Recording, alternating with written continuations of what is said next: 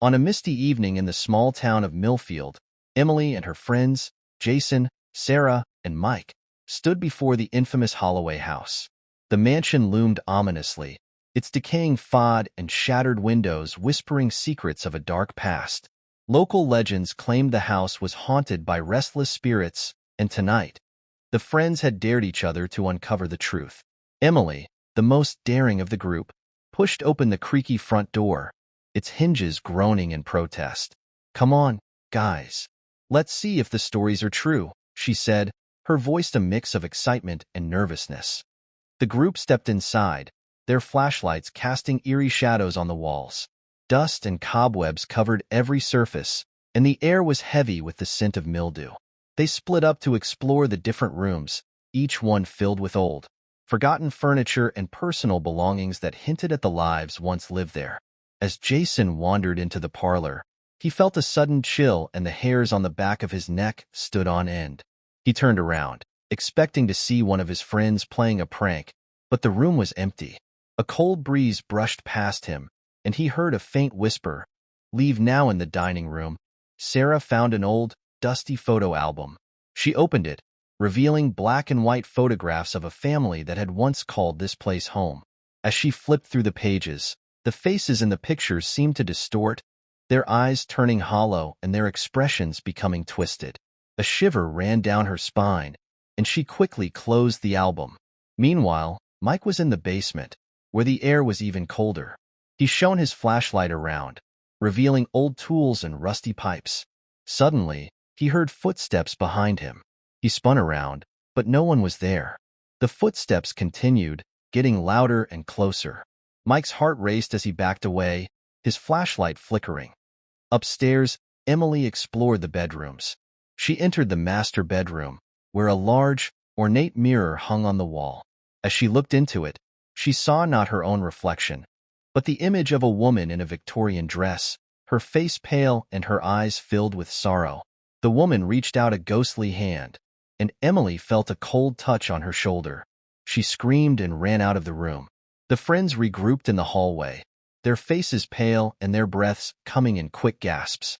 "We need to get out of here," Jason said, his voice trembling.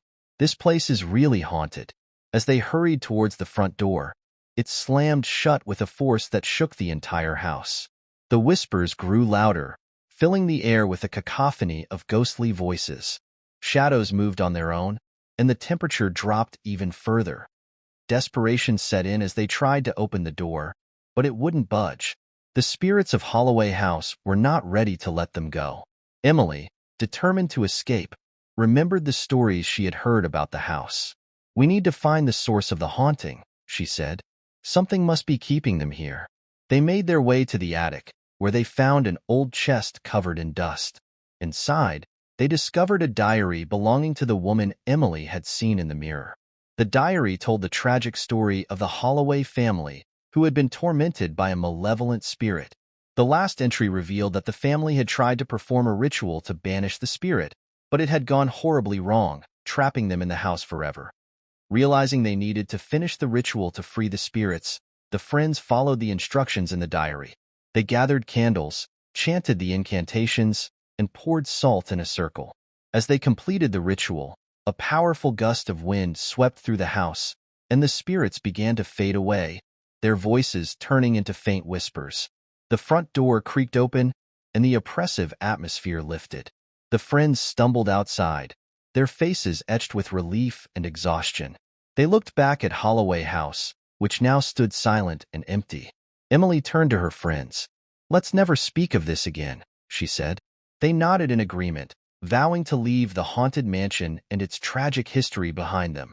As they walked away, the house stood in eerie silence, its dark secrets buried once more. Months passed since the harrowing night at Holloway House, but the memories lingered in the back of Emily's mind. She found herself unable to shake the feeling that something was left unfinished. Her friends, however, seemed eager to move on, and they rarely spoke of their experience. One evening, as Emily was going through some old boxes in her attic, she found a small, ornate key with intricate designs. She couldn't recall seeing it before, but something about it seemed familiar. A sense of dread and curiosity washed over her. She knew she had to return to Holloway House. Reluctantly, she called Jason, Sarah, and Mike, explaining what she had found. Though hesitant, they agreed to accompany her, driven by a mix of loyalty and curiosity. As they approached the mansion, it looked as menacing as ever, though now it seemed even more lifeless. The front door creaked open without resistance, as if it had been expecting them.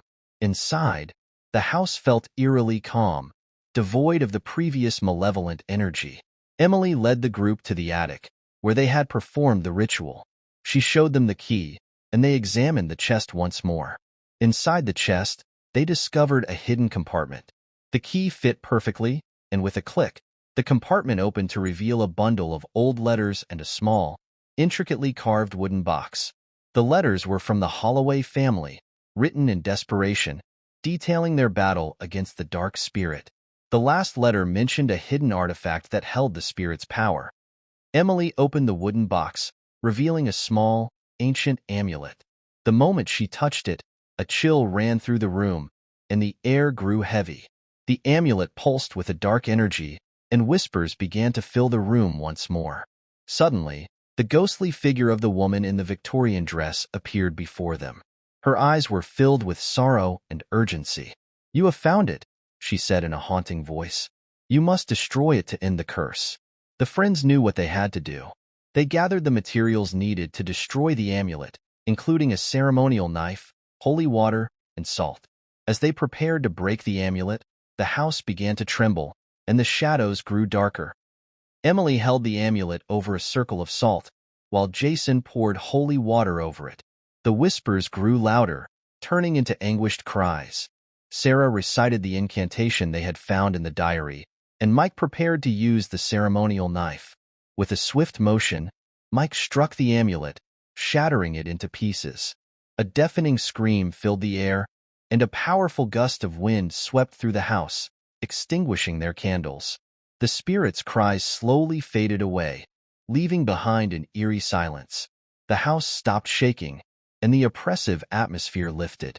The friends felt an overwhelming sense of relief. The curse had finally been broken.